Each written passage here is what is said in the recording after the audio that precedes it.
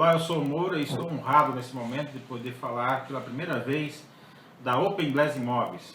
Projeto esse que já a gente vem trabalhando desde final de 2008 e estamos muito felizes de poder apresentar para você, empreendedor, em especial o profissional da área imobiliária, como uma opção de ser analisada.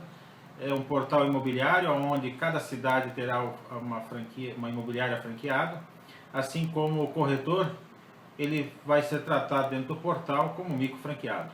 Então, a qualquer momento você pode acessar o nosso canal e conhecer detalhes. Mas hoje eu queria deixar contigo uma mensagem com 3 pontos bastante relevantes numa análise e por que nós estamos adotando um modelo de franquia.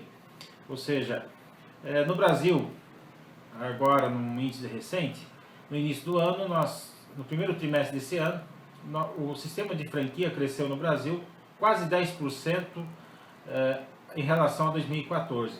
O segundo dado, veja o crescimento desse segmento de franquia.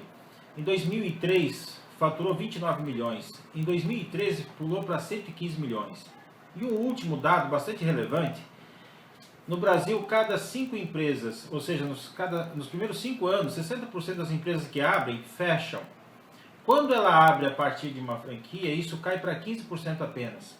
Então são esses 3 pontos que eu queria deixar hoje e razões pela qual nós estamos adotando o sistema de franquia. Fora o fato de você fazer parte de um sistema, de um portal muito bem elaborado e trabalhado, para que você possa fazer negócio e gastar o seu tempo, ou seja, dedicar o seu tempo a atender bem o cliente.